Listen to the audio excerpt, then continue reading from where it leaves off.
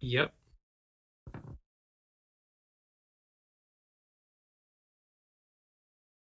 Welcome to the Foul Play YouTube channel.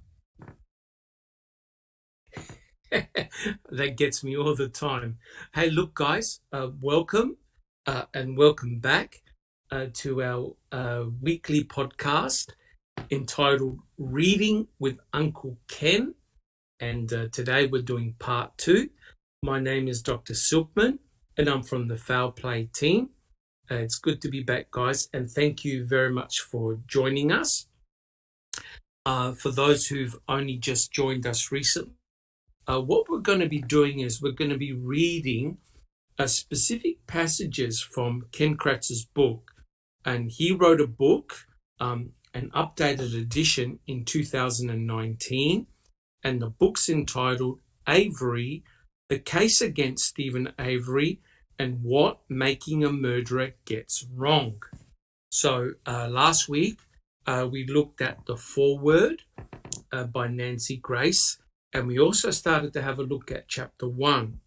Well, today, guys, we've got part 2 of chapter 1, whereby we'll be reading specific passages, and I'll be asking the panel to get their feedback from what Ken Kratz wrote. And guys, if you're listening, don't hesitate to ask a question in chat, and we'll try our very best to answer your question live. Now, joining me today on our panel, we have Bibi, Jack61, Just Rhonda, Neverly, Not My Verbiage, Susan, Zoe, and Sammy. And fingers crossed, hopefully both Zoe and Sammy will be monitoring chat, taking your questions. Now, guys, before we start the podcast proper, I'm just going to ask my panel if they have any special announcements that they would like to make. All right, guys, any, not my verbiage. Yeah, I just want to let everybody know that on Tuesday at 3 o'clock Central, J-Jax and myself are going to be on my channel talking about plea bargains. So please join us. Awesome. Thank you so much, Not My Verbiage. Guys, any other announcements? J-Jax. Tomorrow on the open mic, we're going to be discussing the deposition of Mark Rohr. Part 1, Mark Rohr did 2 depositions, and the first one, I'll do basically a consolidation of what was talked about. And then part 2, though, just a heads up for anyone that wants, part 2 is available publicly because it was part of the Netflix civil suit with Colburn. That has been made public. It's a public record. Right. So if anyone wants to read along or whatever, we're going to have some of the pages up anyway, but if anybody wants to read along and read through that, it is publicly available. Anyway, tomorrow at 1 Central, open mic. Everyone's welcome. Awesome. And thank you, J-Jax. I just wanted to say that the open mic sessions podcast have been really well received, some fantastic feedback and some great comments. And unfortunately, it's a little bit early for me to join in, but I do listen to them, and there's some fantastic information on there, guys. If you've got some time, please join in. It's an open mic session, some fantastic discussion. Awesome, guys. Just Rhonda, do you have any comments? I did. I just wanted to tell everybody that I don't have everything buttoned down yet, but Cherie and Kay and I and Daniel are all reading the same book, Death and Justice. Wow. And we've been talking about it for a while, but Daniel asked to read it. And he asked me to send him some clips of the book that, said anything about Elaine Taylor. So I started doing that. And at some point, Cherie just said, you know what, screw it. She just sent him 2 copies of the book. So he's also reading the book. And yes.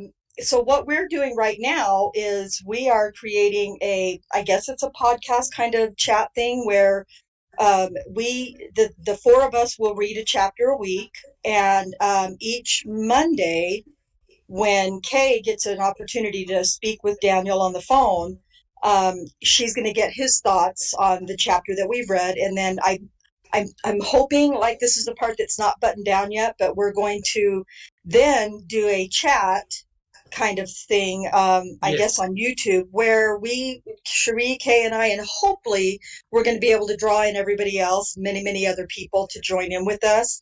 But we're going to discuss what Daniel's opinions of it's going to be a book club, an online book club, but we're going to actually get to have some feedback from Daniel on each given chapter. So hopefully we're going to start that on this coming Monday night. But don't hold me to that for sure. But I hope that we can get more people interested in reading this book, because it's very, very good. And also, can you say the title of the book again? The name of the book is Death and Justice by Mark Furman. Okay. Fantastic. And you can find the first 6 chapters of it. I've read and recorded, and they are uploaded in Daniel's Truth. So if you want, you can listen to those first 6 chapters that way, and I'll eventually get the rest of the chapters in as well. But so I'll give more information, of course, when we get that podcast chat going. But I hope that we can get more people interested in it and joining in with us. So fantastic. Wow, there's certainly a lot happening out there, that is for sure. I just wanted to do a little quick shout out to Paul Capaldi, who's releasing a lot of really good videos on basically book reviews, various aspects of certain cases, of course, both Stephen Avery and Brendan Dassey. And he also speaks to Brendan's dad, Pete Dassey. I know that Not My Verbiage does as well. So just a shout out to Paul, that he's continuously putting out a lot of good work. And if you've got some time, have a listen in. And also Millbilly released the recording of the case Netflix versus Colburn. And that was very, very interesting. And nothing apparently yet has been resolved between the parties. I believe they got till February to come up to some type of resolution. This is the lawsuit of Andrew Colburn and Netflix. So the outcome of that's going to be very, very interesting. And when we read parts of Ken Kratz's book, you can see the reason why that's such an important case. So yeah, there's certainly a lot happening out there. All right, guys, are there any other last minute announcements? Everyone good? BB, you've got anything to add? No, I'm good. Right, awesome. Everything's good? Okay. All right, guys, so what we'll do, we'll make a start. Now, remember, this is chapter 1, which is entitled True Crime Today. So what we'll do is I'm going to read some passages, and then I'm going to ask my team some questions. All right. So here's the very first passage, and I quote, "For years since Avery's 2007 conviction, out of respect for the family of Teresa Horbach, the actual and often overlooked victim in this case, I tried to remain above the fray. Unlike the defense team, I did not participate in making a murderer, declining an interview request made in February of 2013. I appear in the series only in opportunistically edited archival TV footage at press conferences and in court." Right? Now, that's a very, very interesting thing to say, bearing in mind what's happening with Colburn and Netflix at the moment. So my question to the panel is this: why didn't Ken Kratz participate in making a murderer? He was asked to. So guys, why didn't he participate? Who'd like to start off the discussion? Neverly. So he could cry afterwards that he didn't participate. Right. That's a very interesting statement. Yeah. Do you think it was a strategic reason for him not to participate? I think so. I think that he knew what kind of case it was going to be and the end result of it. Yes. So maybe he didn't want to cause that kind of attention onto him. However, Right. maybe he didn't Right. believe in the success of the show either. Right. So afterwards, he spun it around as he always does, and he cried that poor me, Yes. I was presented in a horrible way. No, Ken, no, you were not presented in a horrible way. You're just horrible. Thank you very much, Neverly. J-Jax. I have a different spin for it, and my Yes. biggest thing is because he couldn't control it, and we have to remember that Ken Kratz tried to get control of their footage, hundreds and hundreds of hours of footage. He took them. That is correct. Great point. He took them to court to try to get their stuff. So that tells me he wanted total control over the entire thing. Look at what he did after the fact, and I think it was 2014 or 15. They released that horrible freaking video. It was completely terrible. It was wrong. So much stuff was presented not like they found it. So to me, it was about control, Doc. About control. Very, very interesting.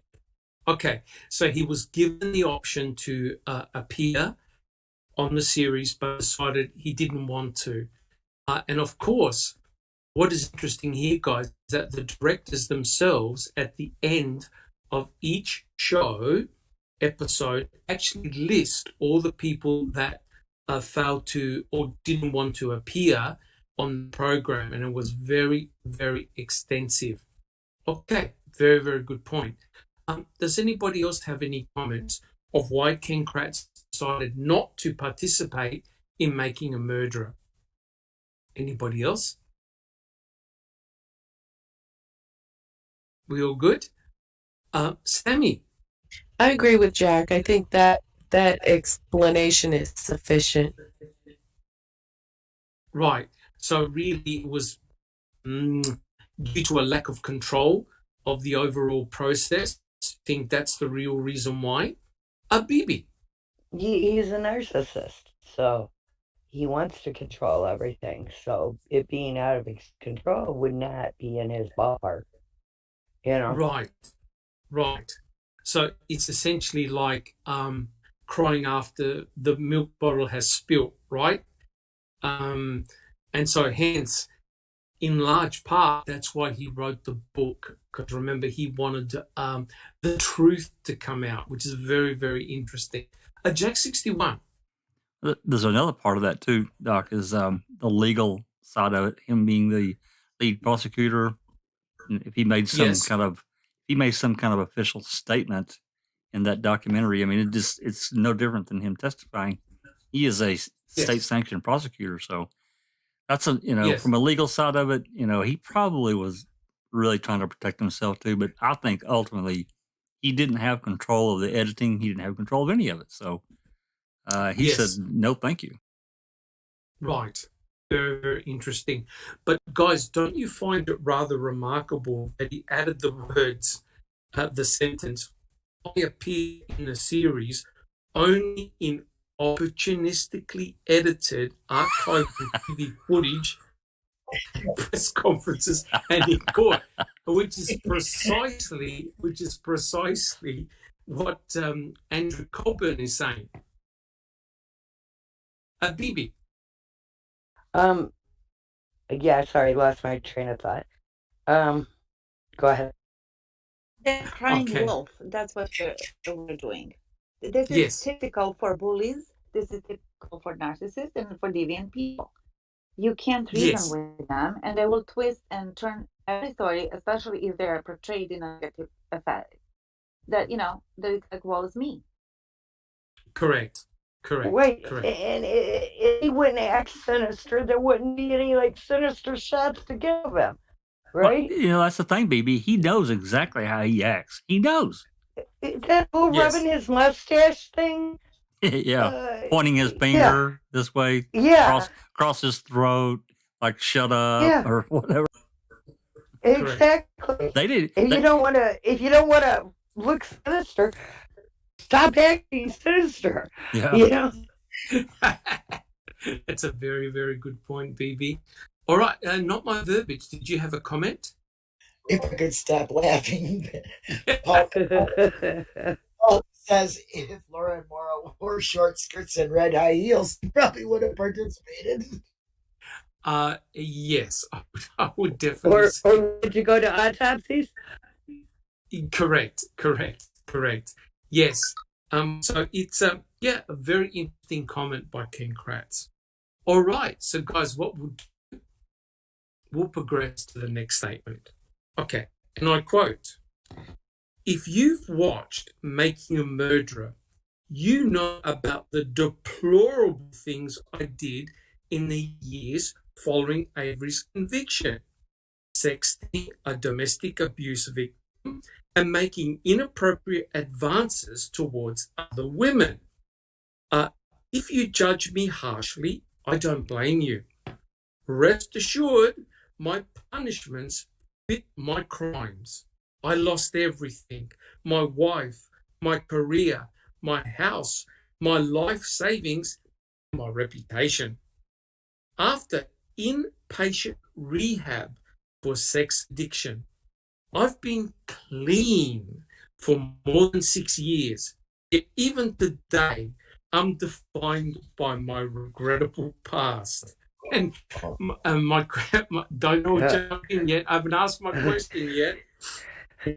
And my question to the panel is: does anyone actually believe Ken Kratz was a good Catholic schoolboy prior to Stephen's and Brendan's conviction? Okay, guys, let's open it up. BB. No, he definitely wasn't. There's cause between Mom Avery and Steve Avery, a jail cause, where she says this guy from Stevens Point is mailing her all these news clippings and stuff about the special prosecutor and trouble he's been in. And yes. Yeah. Okay. So you would. It tends to suggest that Ken Kratz had these so-called issues many years prior. Some kind of issues, yes. Some kind of issues, yes, correct. Very, very good point. Thank you, BB. Jack 61. Not a chance in hell. There were allegations, suggestions that his troubles actually started way back when he was an assistant district attorney. When he first started out, that he gotten some whatever with some females in the office there, and he was asked to leave. I think he actually denied that in some statement somewhere. And then I just think he's just wired bad. Whatever happened, and the wiring never got fixed. Yes, because in a lot of cases, he blamed the pressure of the cases. Oh yeah, and hence hence went off the rails. But as you said, guys, there's actual evidence that he had trouble prior to these two cases. Susan. Yeah, hell no. There's actually some of the women that filed a complaint against him was from like 98. Correct. Or 99. Correct. He was. And I also don't believe he's clean now. Yeah, no, not a chance in hell. Yeah. Thank you, Susan. BB. Well, he says he lost everything. He didn't lose his freedom. He didn't land his ass in jail or prison. No, that is correct. So he didn't lose everything. No. It could have been much worse. Yeah. It could have been much worse. You're correct, BB. Just Rhonda, thank you, BB. Just Rhonda, do you have a comment? I do. I think it's interesting how he asks for forgiveness and please don't judge me harshly on the things in my past, yet he wanted Stephen judged very harshly on, having a firearm and allegedly, Yeah, Rhonda, how many times when killing we were a reading cat, throwing a cat in a fire, when we were reading the trial stuff, how many times did he try to introduce that crap? All his past, and Willis shut him down. Right. Well, he also wanted Steve Judge on what a jailhouse snitch said. Yeah, that's correct. He wants us to be forgiving of his sexual indiscrepancies and in his past, because he's different now. So sorry, no past for me. Yes, correct. Very good point. Like more of a predator, Steve Avery or Ken Kratz? Correct. When you think about it, guys, when he was describing a lot of the elements of Stephen's character, in essence, he was really describing himself. When he was describing all the torture that apparently happened to Teresa Horbach, one wonders whether it was all in his mind, as if it was a fantasy of his. It's very, very bizarre behavior. And Neverly, do you have a comment? I was just going to mention the press conference. Yes, he was very fluid and eloquent in what he was saying. He never stopped. He never looked at the notes, nothing. It came straight from his head and his heart. You know what I mean? So it was really bizarre. It was weird that I'm sure that whoever watched that, their head just went like sideways, like, huh? You know what I mean? Because it's unusual, to say the least. And then sick, of course, what he was saying, he never stuttered, never paused, nothing. He licked his lips a couple of times. Correct. That's about it. Yeah. Correct. Like a cat looking at prey. Yeah. Correct. Susan, do you have a comment? He also admits to having that secret room in his house. That's correct. How creepy is that? That is correct. Which he claimed Steve Avery, had. Had one in the basement. Yeah, torture chamber. And he used the same verbiage at one point when allegedly Brandon said that Uncle Steve said, that's how you do it. And that's what he said in a complaint you can read of this woman. I think her initials were like SV and SVH. And she said he told her, that's how you do it, but he added bitch at the end. The one that he left $75. Yeah. Yes. So, yeah. Yes. Correct. Yeah. I'm sorry, guys, but it really is extremely disturbing. I think throughout the trial, there are a lot of embedded confessions directly coming from King Kratz himself. It's very, very bizarre. So my question here, guys, is: can a leopard really change its spots? Yes or no? Not my verbiage. No. No. Very, very interesting. Not a narcissistic one. No way. Yes.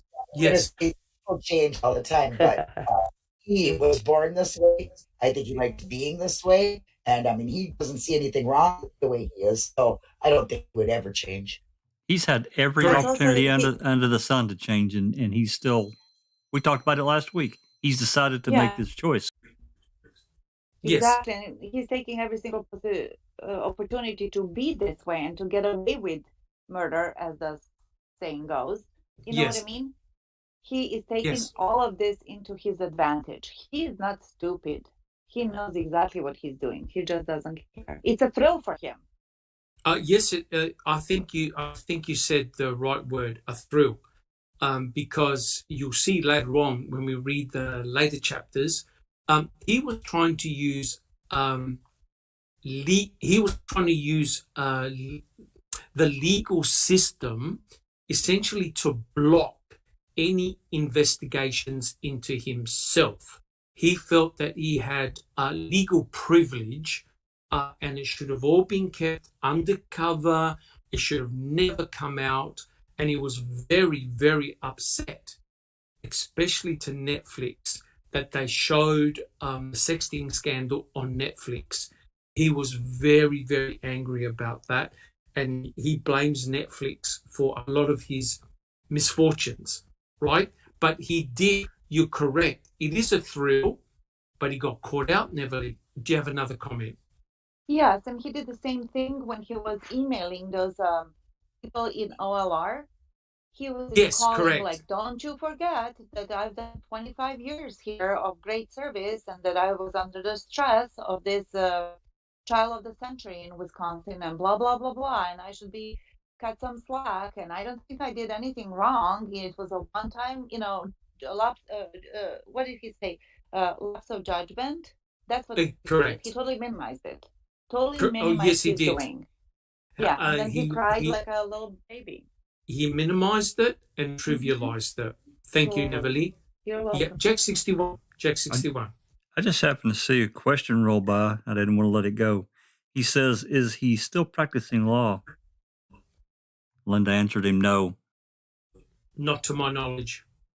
As far as I know, he could. But as far as I know, he could. But I don't think he's renewed his law license.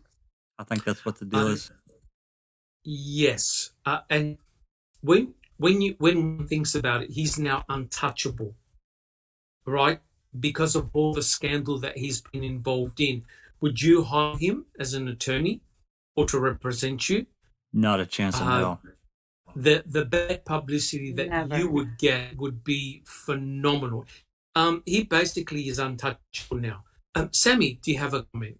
Well, who's to say that there's anything stopping him from going and getting himself revalidated and having his own business?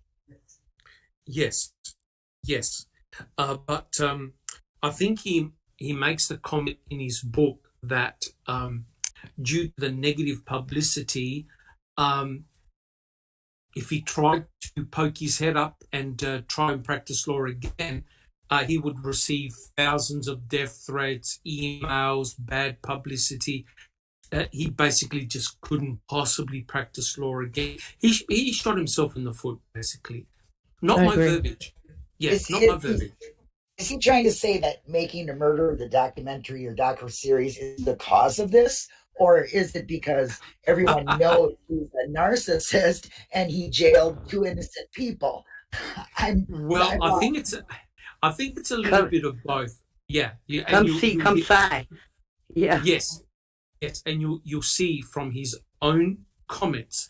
And that's why I stress, guys, I'm not making up these comments. I'm reading verbatim from his book. So therefore, there's no misinterpretation.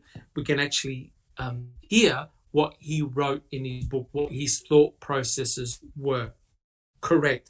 Now, just to close off that question, I remember he had a discussion with Buting on Dr. Phil. This was several years ago.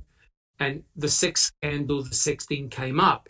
And it's amazing how Buting was saying, oh, yeah, you've had these issues in the past. And Ken Kratz said, oh, yeah, but they were just allegations and everything got resolved.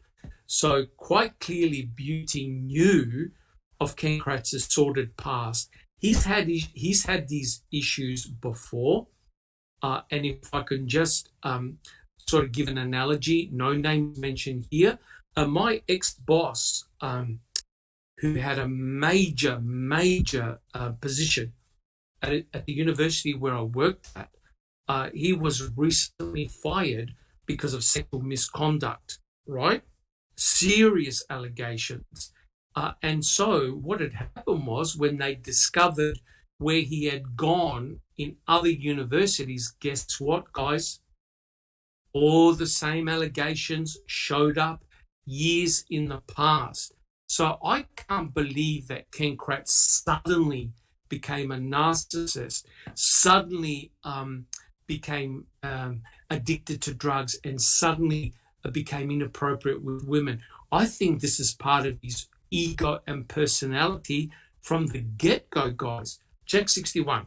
Exactly what I've been saying for years. The guy, something happened in his life. The wiring got messed up. And he's been that way, my guess is, since he was a child. Right. And it just grew on there. And he put himself in positions where he could do basically what he wanted, right? Oh, that's correct. That's correct. He had a think about it. He had a position of power, and he had an inexhaustible supply of potential victims right in his office. So he didn't actually have to go out and pursue, he could entrap them. And that's exactly, unfortunately, what he did.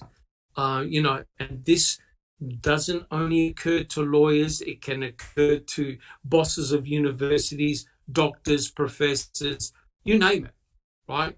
Unfortunately, there are bad people out there. Ken Kratz got caught and he didn't like it. All right, guys. So any additional comments on the second passage?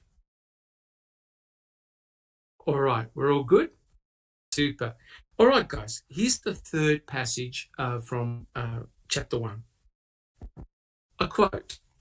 This book isn't intended to polish a tarnished image, vent my anger, or ask for sympathy.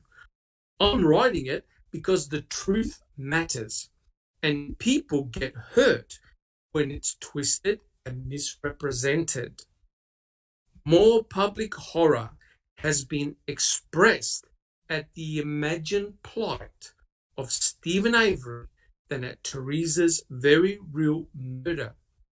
We live in a time when the police have lost our unquestioning trust, and the American justice system is no longer assumed to reflect the ideal of fairness upon which it was founded. But if we begin with the assumption that no one can be trusted, our criminal justice system can't function. So why should you believe a word I have to say? That's easy. I'm not asking you to. So here's my question to the group. Was there an actual need for Ken Kratz to write this book, considering his prosecution team was successful in convicting both Stephen and Brendan? So why write this book in the first place, guys? Not my verbiage. Oh, to try to make himself, which he says he's not doing, reverse the people's thoughts, of him. I'm going to clear it up for you. You might not have got it right. Making a murderer, you was put under a bad light, that kind of thing. Yes. He's just trying to confirm his lies. I think that's what he's trying to do. He's trying to brainwash the community with more lies. Yes. And thank you, not my verbiage. And before you go on, Jack 61, notice how he had the dig at making a murderer. That making a murderer was more about sympathy for Stephen rather than the horror of what happened to Teresa. And what you'll find is he does that throughout the book all the time. Jack 61. I think everything you just said, plus what Linda said, is correct. I also think there's another aspect to it, and he's dabbled in this since, I think he got a feel for, they're going to be making this documentary, blah, blah, blah. I think it's about money in his pocket. Yes. Yes. I agree. Yes. That too. Yes. Well, he kind of says, well, I'm not doing this, but then digs. So it's like, it's a typical narcissistic behavior. Yeah, exactly.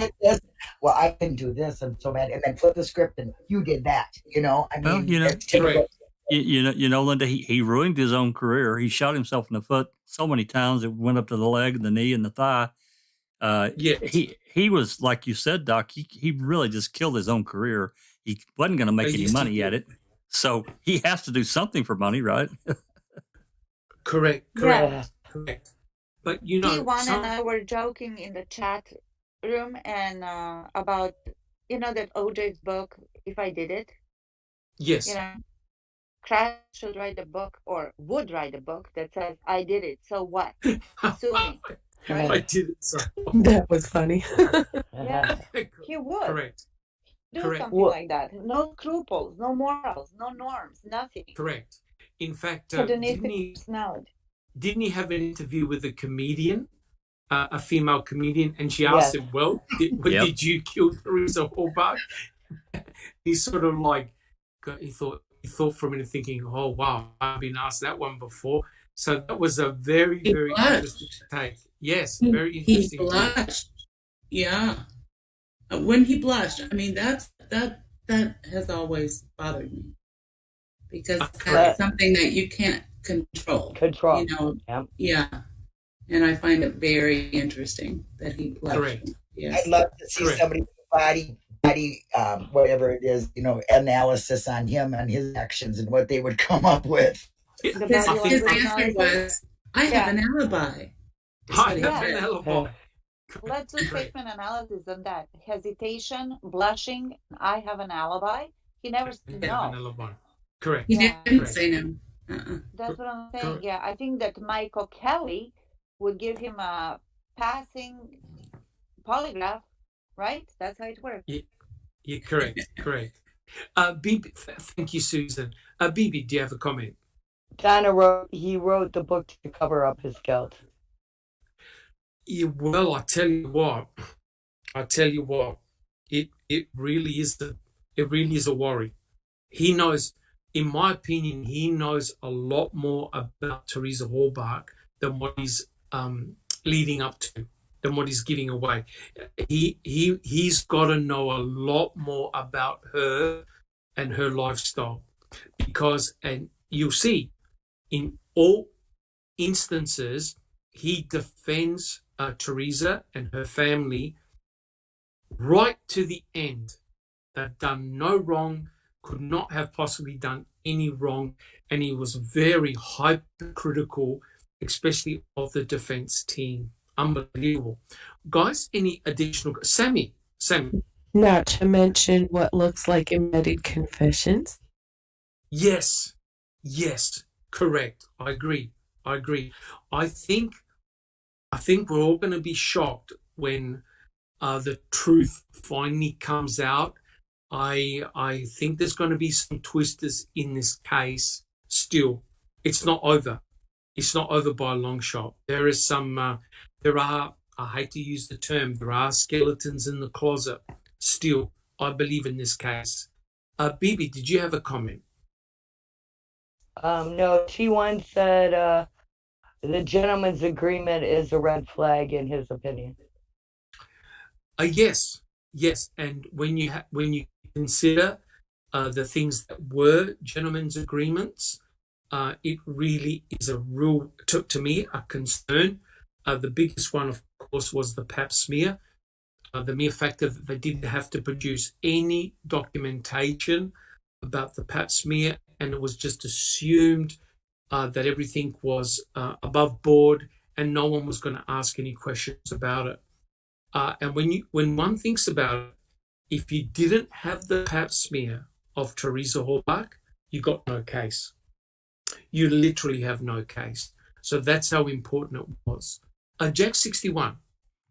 Yeah, just to follow up for Neverly, he could write a sequel called "Am I Sorry I Did It? Am I Not Sorry I Did It?" Yeah. Yes. Oh, real good one. Exactly. Yes. Neverly, do you have a comment? Yeah, I'm so glad that you brought the Pap smear. You're the one who calls that Pap smear, and we go with it and stuff because you're an honorable person.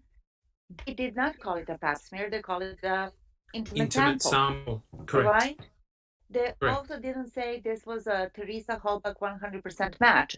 They said couldn't be excluded. Matches female, white, 20 to 35 years old from that area. Nothing was conclusive. There was always some BS going on around. Correct. Well, we made sure we didn't say it was 100% match. Correct. Why would he say that? Correct. Well, he actually did say in court that it was 100% Teresa Halbach, and he shouldn't have said that. You mean the little girl? Correct. Yeah. He also said the little girl, which that was an eye opener. That one. Yeah. Thank you, Neverly. Jack 61. Paul Capaldi commented that Ken Kratz is simply a coward. Bravo, Paul. Bravo. Yes, I agree with you. I suppose in a way you have all the power when you write a book. In a book, you can write whatever you want, but that's why I believe the podcast that we're doing now gives a bit of balance in terms of we can actually discuss what he wrote in the book rather than doing a review of the book. That way, you can actually comment because we've read the cases, right? We've done the trials. We've read many documents. We've got a really good grip on the case. So not giving unintelligible comments. We've got a lot of experience now in the case. So, it's very interesting how we can now challenge some of the things that Ken Kratz has written in his book. All right, guys. Susan? I think we could write a book, what Ken Kratz gets wrong in this book, what Making a Murderer got wrong. Let's just name the book. Money, boy, I'll tell you what gets wrong. What Ken Kratz gets wrong. But you see, guys, I still can't understand. I'm sorry. I can't understand. Ken Kratz was part of a successful prosecution team. Why didn't he just simply walk away? Why did he have to constantly put his head on the chopping block and also become involved in the social media and taunt people? Why didn't he simply walk away, right? He could have made a very successful career as a successful prosecuting attorney, but he threw everything down the toilet. And he even says he was a person out of control. Neverly. I just think that it's as simple as this. He is a sick individual. He is a broken individual. They do not act normally and reasonably or wisely. They don't. Yes. Gone and fallen, we can think about them whatever we want. But they knew the name of the game and they disappeared. They disappeared, this one correct. Inserted himself into the spotlight again and again. He cannot help himself. The book to me is just a justification of his own bullshit. He thinks he overestimates his intelligence and self-importance. And he also underestimates the viewers and people in general, their importance. He does that. He cannot help himself. That's what I really think. It was the stupidest thing to do, but he cannot help himself. That's what he does. I agree. Fable about a turtle and a snake when the snake was begging the turtle. Yeah. And at the end, the snake jumped on the turtle's back. The turtle swam to the shore. And just before jumping off onto the other side of the river, the snake bites the turtle. So the turtle is like, why did you do that? I just helped you. And because what I'm a did the snake. Snake say? Because that's what I do. That's what I do. T1 says that the gentleman's agreement closed the doors to reaching the real truth of this case, just like the Denny ruling. Correct. And that's a really good point, T1. The defense was hobbled, and it was done deliberately by the state. The defense really had nowhere to go. It's rather remarkable that when you think about it, the pap smear was the most important DNA sample in the case, because if you don't have a standard for Teresa Halbach, you have nothing to compare any of the forensic evidence anywhere to. I would, if I was part of the defense team, I would have ensured the authenticity of the pap smear, as in, hey, present reports in court, but I wonder why those reports were not brought forward and tabled. I wonder if there was something in those reports that Ken Kratz did not want to make public. Very, very bizarre indeed. All right, guys, any additional comments on that passage? All right. Well, look, guys, the final, and this is an excellent segue. The final passage from chapter 1 is as follows. Listen carefully. I quote, making a murderer is filled with distortions and admissions, editorial choices that slanted the show to the defense perspective at almost every turn. I will highlight the most obvious omissions for you and expose what really happened between 2005 and 2007. I will walk you through the case, point by point, and when I'm done, I think you'll agree that Stephen Avery earned his cell in the Waupun Correctional Institution, where he'll sit until he dies. Avery became a killer on October 31st, 2005, the day he stole the life of an innocent 25-year-old. I didn't make anyone a murderer. I did my job and convicted one. So here's my question to the panel. This is the final passage from chapter 1. Why was there a need for Ken Kratz to convince the public of Stephen's guilt when a jury convicted him and also his nephew, Brendan Dassey? Why the need for this book? Guys, he's got a comment. Sammy. I think he knows the whole thing is a lie. Wow. I agree. Concur.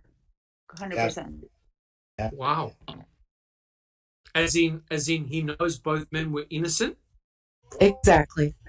Wow. Yes. That's This was a setup, and that he was chosen for a specific job. He was given a carte blanche. He had a mission. He completed the mission, and he got promoted. He got accolades and blah, blah, all of that. This was a special job for a special person. And they got one. Right. And of course, during the trial, what does Ken Kratz do? He goes, I did Manitowoc a big favor. They asked me and I accepted. It was a huge job. And, he was basically putting tickets on himself, right? Which is truly amazing. Remember, he didn't do it for free. He got well recompensed. Very, very good point, Neverly. Abib, do you have a comment? Jasnaz is A13A and A23 still available for testing? Well, I don't know. It's the thing about everything. We don't even know if the lab's available for testing. That is correct. A13 was the memory card, the SD memory card. Card. A13A is the swab, and it should be available. I don't know why it wouldn't be. Well, guys, you know how it works, right? Things disappear, labs get flooded, there's a sudden fire, things get misplaced. A flood in the basement, wrecks the paperwork. Yeah. Correct. And it really, as we know, it's the sloppiness of the investigation that really concerns me a lot. I think Kathleen Zellner's going to struggle to get more evidence. You're going to find that suddenly things have gone missing and are lost, right? And if the evidence is not stored properly, if it's not kept in a sterile environment, then you're going to get fungi, bacteria, all sorts of nasty stuff growing, and you destroy the swab, right? So it'll become useless, and that's the real tragedy. Maybe. Oh, sorry. I'm sorry. I thought I was. Okay. Yep. So, guys, any additional comments?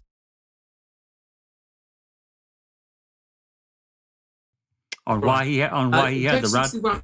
On why he had to write the book, that's really kind of a multi-answer kind of thing. I don't think there's any one specific reason, but at the time he wrote that book, probably 2016, the backlash that he had received when he started writing that book, well, I know was immense. I know it was. It was huge. It was huge. He even tried to. Back in those days, it was really just Facebook and Reddit. He tried to slip himself into Reddit, and he he was such a narcissist. He gave himself up and gave himself away, and he absolutely got destroyed on Reddit. I mean, just, I almost felt bad for him, and kind of in a way, but I'm thinking to myself, why did you come over here and expose yourself knowing how people feel about you, and what you did? Correct. I also think when he put up his videos, he had like a video channel, and he put up his videos. I think I commented on every one of his videos. I wrote like thesis. I couldn't help myself. I counterpointed everything he wrote. He never answered me. And I think he deleted his channel as well, which it is truly remarkable that someone would, like you said, Jack, expose themselves to the wild, to us, the wider internet community. Absolutely. Perverts like to expose themselves, just saying. Yes, I think he got a high. I think he got a high from all the negativity, good or bad. To him, it was a high. Just Rhonda. I in response to Jack's, whether it was rhetorical or not, comment, I believe that he exposes himself to it because he truly believes, because of his disorders, he truly believes he can change people's minds to believe what he wants them to believe. He thinks he has that kind of power. Excellent point. Yeah, excellent point, Rhonda. I totally agree. That's, again, overestimating the power that he has got. I agree. Who's to say, just by he's saying something, that we're going to all think that that's true, because he thinks that other people are not as smart. That's what it is. Correct. I mean, the thing is, right, we know we're part of social media. Okay, we have a Discord channel, we've got YouTube. But remember, you are potentially scrutinized, everything you say and write, by thousands of people, including lawyers, professors, molecular biologists.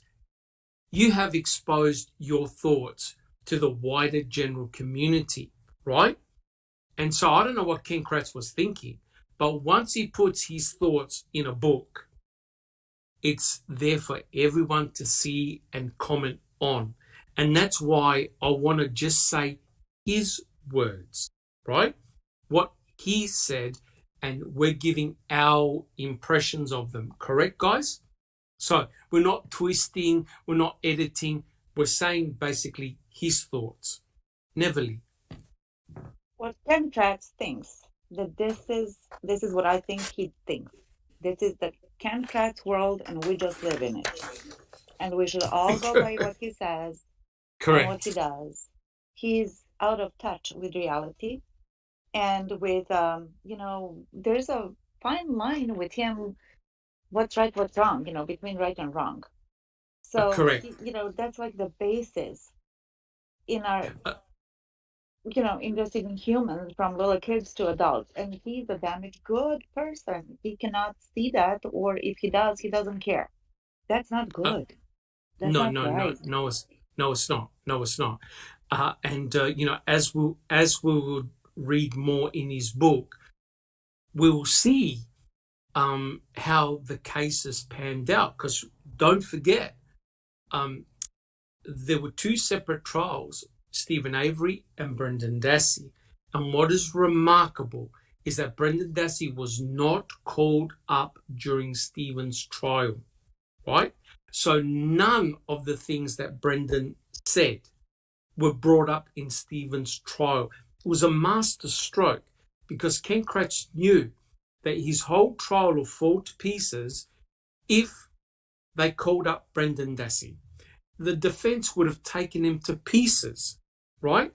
Because, and as you know, Brendan recanted, Kayla recanted. So here's the point here, guys, that we mustn't forget. Stephen was tried, and Ken Kratz says it many, many times in his book, Stephen was tried on purely circumstantial evidence, right? Because they never used Brendan, because they never used the statements of Brendan, it means that they had no narrative of what occurred to Teresa Halbach. Guys, do you agree or disagree? Agree. Jack 61. Agree. Absolutely. Agree. Correct. Agree. Yes, Correct. this case was all speculation. It was speculation. It was circumstantial evidence because Ken Kratz, the state knew that had they called up Brendan, it would have been a complete farce. The defense would have destroyed him, right?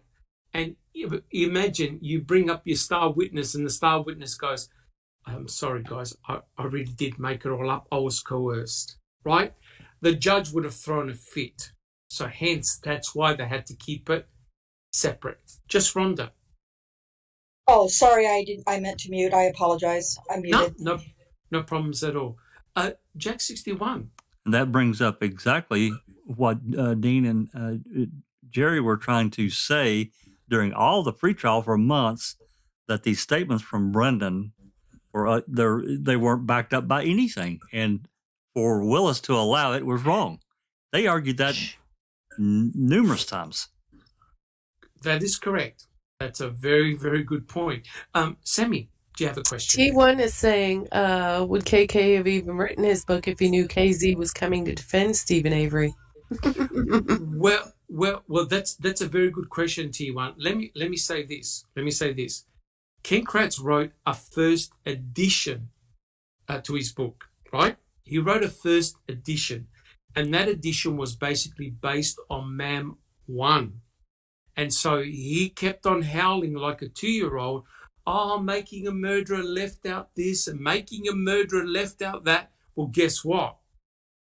Season 2 came out, and the majority of the things, not everything, but the majority of the things that Ken Kratz was crying about was actually covered in Making a Murderer 2. So hence, Ken Kratz had to write 2 additional chapters to counteract what Kathleen Zona was doing. So it was too late. The cat was out of the bag, so to speak. The genie was out of the bottle. He wrote his book, and then season 2 came out. So hence, that's why he had to write additional chapters. Bibi. Bethany Macy says Ken Kratz wrote it not realizing MAM 2 was going to be coming out. That's correct. That is correct. That's why he had to write a new version. He had to include new chapters. And this is going to be a lot of fun because he addresses all of Kathleen Zona's filings and what her experts have found. And it's going to be very, very interesting. Not my verbiage. Do you have a comment? Oh, you had already answered it. I'm sorry. No problems at all. Jack 61. It's also interesting that when Brendan was going through, when Duffin, gave the state 90 days and, basically all that went through, and then he was going to the Seventh Circuit, Kratz was worried. He was really worried, and so was Fassbender, because of all these communications between Kratz and Fallon, and they were trying to get a seat into the Seventh Circuit, and I can be a help at the mock trial. If you guys have a mock trial, I know the case on, and he was worried. Let me tell you now, Jack 61. They were scared shitless. They really were scared shitless. Absolutely, they were. And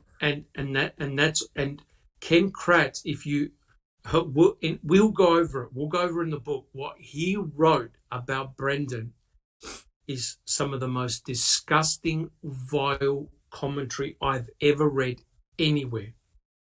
Some of the things that he said about Brendan and potentially what could have happened if Brendan was released is some of the lowest piece of writing I've ever read. And it really honed down a point, and that is that if either of them ever get released, society is in danger, right? Society is in danger. And that's precisely the line that Brad Schimmel used. Always, right? Poor Brendan, all the times he was just about to be released, he got the rug pulled under him at 2 minutes to midnight. every time because they were scared. They were scared that once Brendan was released, the dominoes were going to fall and Stephen would be released, which meant that potentially you have 2 more new civil lawsuits. They were dead scared. Bibi, do you have a comment? Paulie says Ken Kratz cat isn't just out of the bag.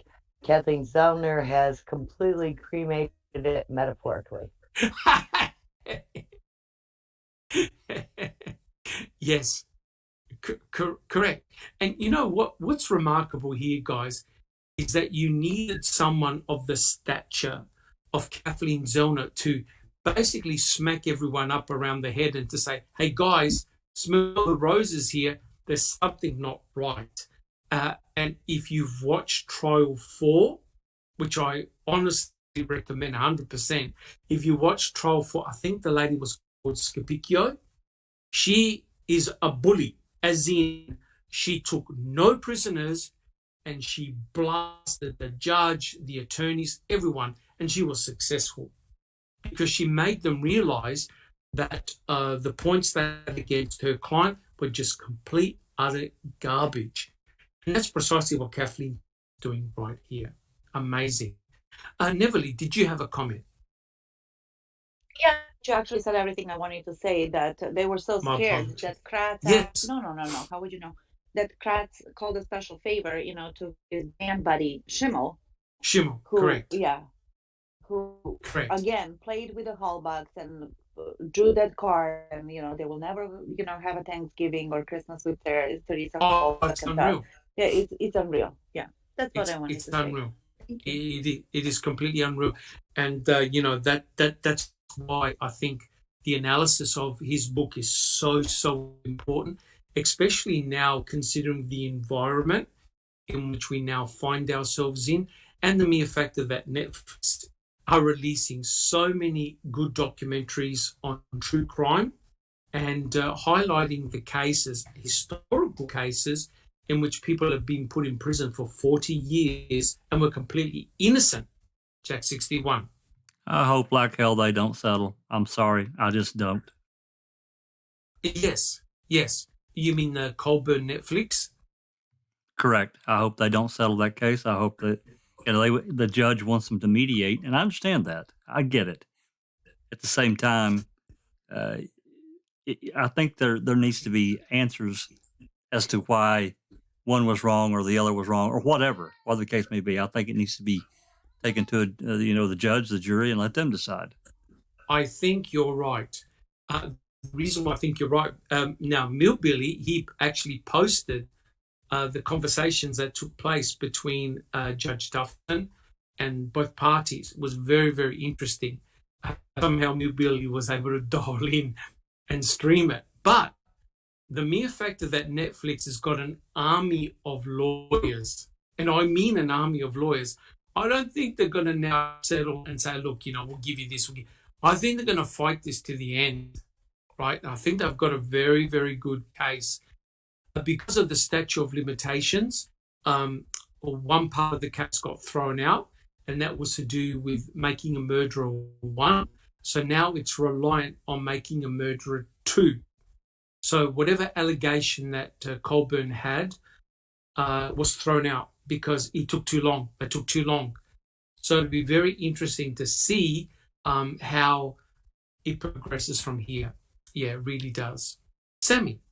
I'm just curious in a case like that, how it's viewed, how the legal system or the justice is to look at the fact that these people denied, they were given the opportunity to participate in this and chose not to. So weren't they just kind of giving up their opportunity to, stand up for themselves and have some say? Sammy, I think it actually goes deeper than that. Jack 61, is it true that there were some police officers that gave video interviews, but they failed to sign a non-disclosure form or something like that, and their input never got placed in Making a Murderer? Did you hear something like that? I have not heard that one. I don't know. Okay. It's possible. Yes. But correct. the producers had asked, man, most of the people that you see making a murderer from the state side, and they didn't participate. Very interesting. I think it was Ken Peterson.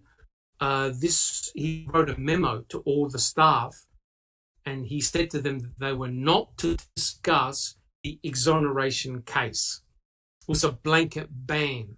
So if there was a blanket ban on the exoneration, I would imagine there probably would have been a blanket ban on the producers of Making a Murderer, i.e. don't participate. I could be wrong, but clearly, no, they didn't. No one from the Hallmarks did. Nobody. Jack 61. I know that there's a lot of things that the filmmakers didn't put in Making a Murderer 1, but I do find it a little odd that they wouldn't approach some of the Manitowoc, Calumet, DCI officers, agents, whatever, to try to get a statement of some kind. Maybe they did. I think they did. Because think about it, guys. It really strengthens your show, right? It strengthens your show. It doesn't make Absolutely. it weak. It strengthens it because you're getting a viewpoint from the MTSO, from the investigators, from the legal team, right? You can say your side of the story, but I have a feeling they didn't want to be confronted with some tough questions, right? And so, yes, it is skewed. Making a Murderer is skewed because it's a human story. You get to see what's happening to the family as it's happening. If you've ever seen the staircase was very, very similar. You got an insider view what was happening, right? And Making a Murderer provided that unique look into what was happening to the Avery and Dassey families as the cases were progressing. It's very much a human story. It's very much a tragic story. And I don't know what Ken Kratz was saying, because they did present Teresa a lot of times, right? They showed the tragedy of what happened to her, and no one is denying that, right? Ken Kratz by saying, they left all this out.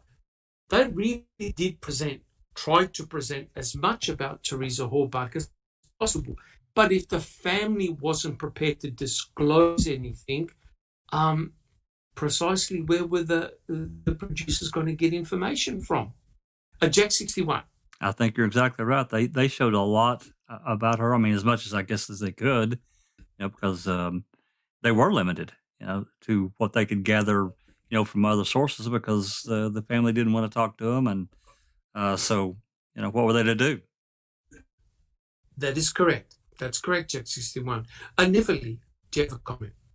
And I also believe that they presented Teresa in a really good light. They didn't talk trash about her. They didn't. No, not at all. Paint a picture that she was of loose morale and that she was into alcohol and drugs and, something like sleeping with married men or nothing like that.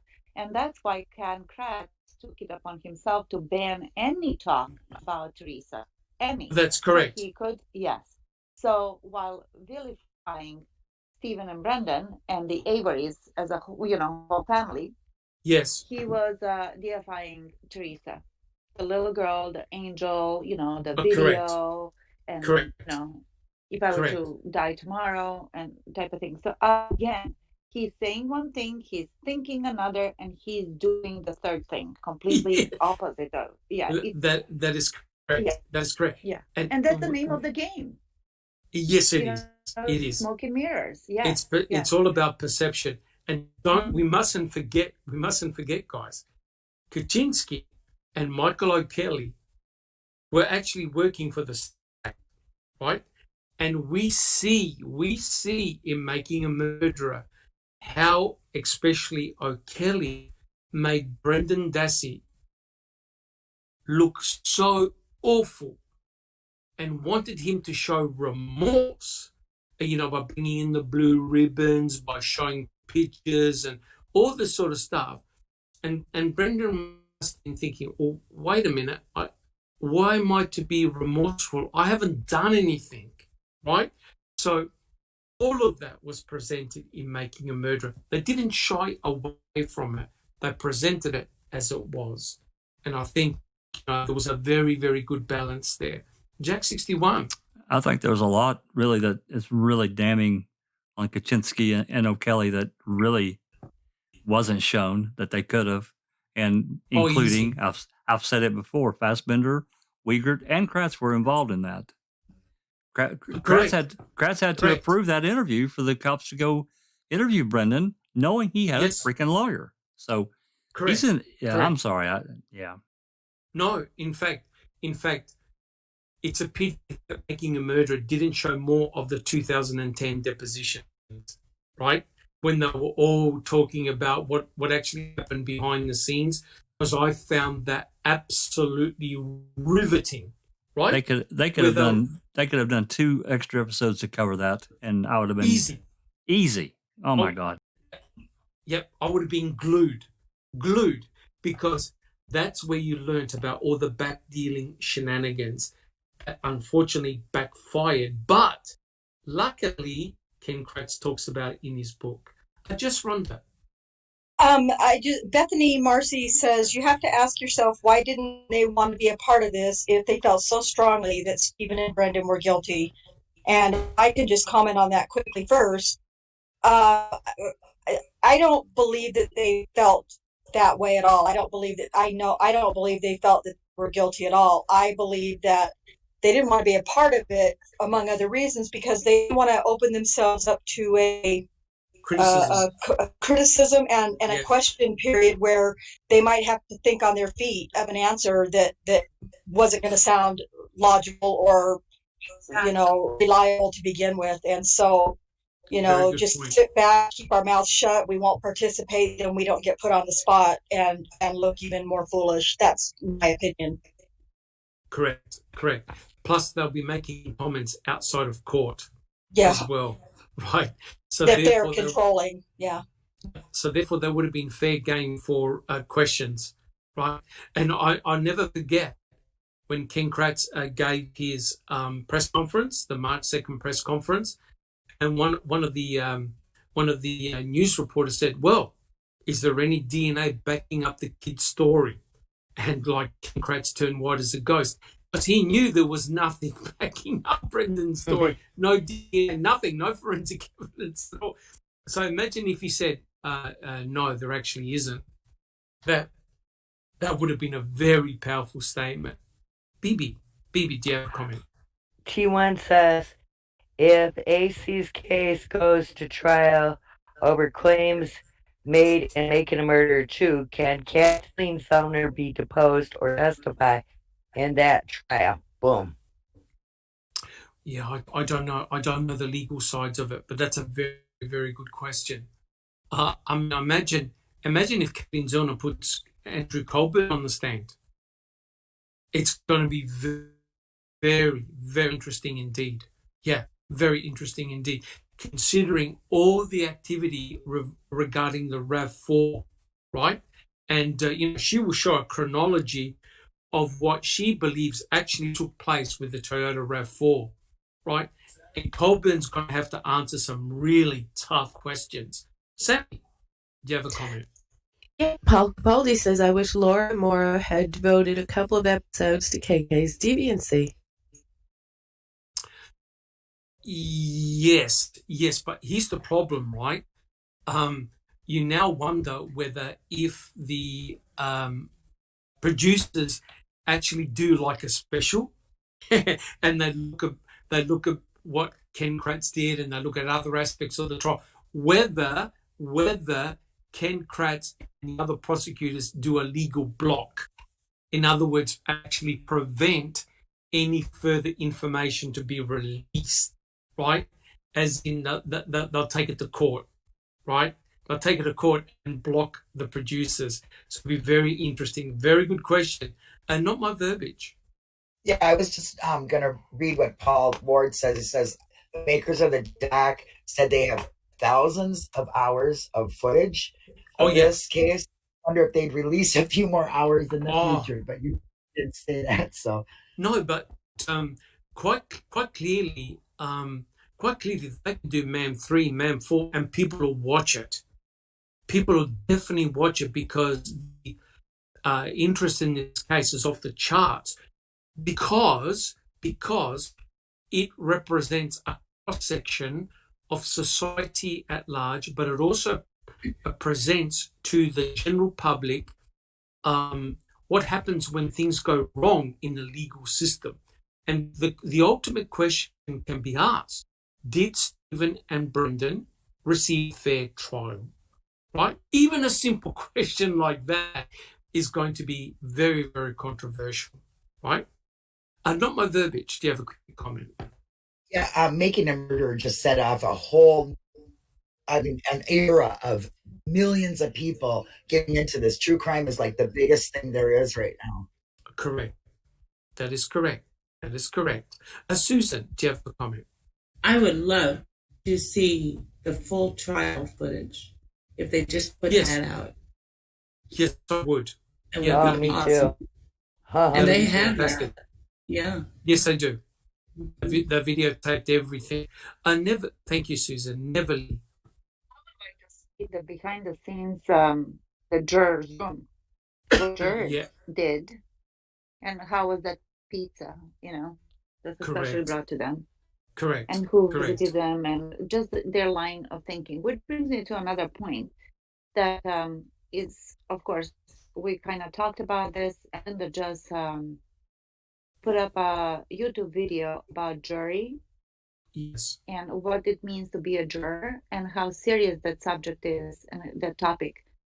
And I feel really passionate about it. And yeah, imagine what these 12 jurors over here were thinking when they were listening to all of this. Scared to death. Yes. Scared to death because the way they portrayed Stephen and then Brendan as well. And then what it seems like threatened. There were some allegations that they were threatened and how they were treated and how they thought like, is it going to be Stephen or me? It's like, sorry, bud. Correct. Sorry, bud. I protect myself and my family and my farm. Yes, so but also, topic, I was going to say, Neverly, but also don't forget Ken Kratz's closing statement where he talked about the fact that, so you think your cops set Stephen up and murdered Teresa Horbach, right? So that would have scared the jury, right? Because they, if I release this guy here, now I've got the police on my back now, right? Mm-hmm. So imagine if you got into trouble and you called the police, you're going, are they going to help me or am I in big trouble? Never. Exactly. Yeah, so it was a very, very bad. Now, look, guys, I'm going to have to call it a close now. So we can actually start chapter 2 next week. I'm just getting a little bit tired and my nurse will be coming soon to do my my wound treatment. So, guys, do we have any quick final comments? How do you think the session went? Sammy? I want to thank you, Silkman, for the time you're putting in here and thank everyone else for showing up. And I'm very, very grateful for you all. Thank you. Thank you very much, Sammy. Jack 61. Just one more comment. I remember back, and I can't tell you what year this happened, but it was well after Making a Murderer. Ken Kratz appeared on, I think it was an ABC anchor interview. That the anchor was there with him, interviewing him and talking about the case. And the anchor talked about the fingerprints on the RAV, and there were no fingerprints. And Kratz said, and he hum-hauled around. He tried to make every excuse in the book, but he says, "Well, I don't have the case file in front of me." Son of a bitch! Correct. Son of a bitch! You would have known if Avery's or Dassey's fingerprints were in that RAV or anywhere near it. Correct. Yeah, and that's a very good point, Jack 61. What you'll find is that the state never talk about the negative findings, right? So they won't talk about no fingerprints, no DNA, no hair fibers, no nothing. They never mention the negative findings in the case. And I believe the defense didn't talk about them enough. right? Imagine if Strang or Buting had a PowerPoint at the end and say, hey, how can these guys be guilty if A, B, C, D, E, F, G is not present, right? And so hence you can counteract the argument that Wickett said, oh, they had 5 days to clean up, right? So you say all these very powerful things, and then Wickett destroys it all by saying, oh, yeah, they had 5 days to clean up. Oh, really? They had 5 days to clean up. Then how did they do this and this and this? So you needed a much more powerful, I think, presentation by the defense. Susan. Yes, I just have one thing to say after you Dr. Silkman. Yes, just Judge. Say her name. Teresa Harper. You know, to that end, Doc, it was one thing else that I wanted to say a minute ago. Here's the thing, and I know people don't want to hear this, but this is probably the truth. I don't know the guy, but I'm going to bet you, as big of a jerk and an asshole as he was, I'll bet you there's another side to Ken Kratz where he can turn on that charm. He's nice, personable, joking, cutting up, generous, that we don't really see, but he does that to get his way. They're masters in charisma. I'll bet you. And charm. Yep, that's right. Oh my. Manipulator. That's right. Yes. Yeah, they use that for that. So they are reeling you in. It's like a spider and the web. They mirror you. To get what they want. Something what you like, and they're going to say, oh, me too. Oh, we're soulmates. You know what I mean? Yeah, right. I agree with you. That's what they're doing. And they're charming and funny, and they're very intelligent. You know what I mean? Well, and they're just like larger than life. That's the other side. Don't. Yes, correct. Don't forget, both Fassbender and Wickett told Brendan they were their best friends, right? They were their father, and they would look after them. And when the trap was set, boom. Remember what Fassbender said? Well, what do you think, Brendan? We're cops. Of course we're going to arrest you. There you go. A beauty. Charming and hypnotizing like a cobra snake. That is correct. And once they strike, you're gone. Absolutely gone. Just Rhonda, do you have a... correct. Just Rhonda, do you have a comment? Well, I was just going to kind of, put my stamp on that comment, from Jack. It's also, and I think Neverly and I, we talk about this quite a bit, I think, too, that's just part of their personality disorder. It's just part of them being able to be, because otherwise, if somebody's not charming and funny and engaging and, drawing you in, you're not going to want to pay attention to them. So they have to be able to do that in order to manipulate you to begin with. Their MO. Correct. Yeah. That's just a part of it in order to be successful at manipulation. That's correct. Yeah, that's correct. Thank you, Just Rhonda.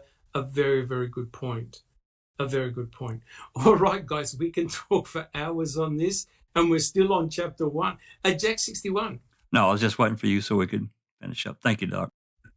Yes. Thank God we're not addicted or something. Thank God we're not addicted. Correct. Well, look, guys, I'd like to thank the panel for their excellent comments and insight. And I'm really, really proud of my team. We have a lot of different levels of experience and knowledge. And I'm glad to be part of the Foul Play team. And I think we get a lot of very good and insightful answers. And so I also like to thank our listeners for coming on board. If you like what we do, please subscribe, hit the like button. If you don't like what we do, that's cool. Let us know and we'll try and improve and do better next time. Thank you. Are there any quick final comments before One last thing. If yes, y'all come over to our Discord, you can be on our open mic tomorrow. Awesome. Thank you so much, guys. This has been a Foul Play production.